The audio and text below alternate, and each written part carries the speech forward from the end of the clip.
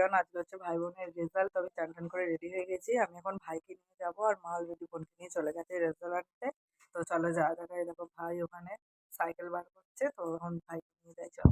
তো ভাই বোনের রেজাল্ট দুজনেরই খুব ভালো হয়েছে, বোনেরও ভালো হয়েছে আর ভাই হয়েছে ফোর্থ হয়েছে। আর এই যে বাড়িতে চলে এসেছি, তো আজকে আমাদের মোটামুটি লাস্ট কাজ এই গাঁথুনির। তো গাঁথুনি এখন তো তারপরে মাথার চালটা করা হলে বাদ বাকি প্লাস্টার করা সব কাজটা কমপ্লিট হবে। আর এই যে ভাইকে নিয়ে আসার সময় স্কুল থেকে এই যে মাছ কিনে এনেছিলাম, তো মা এখানে মাছ ভাজছে। এটা হচ্ছে ছোট ছোট চিংড়ি মাছ, তো এটা আলু ভাতে দিয়ে খেতে খুব ভালো লাগে।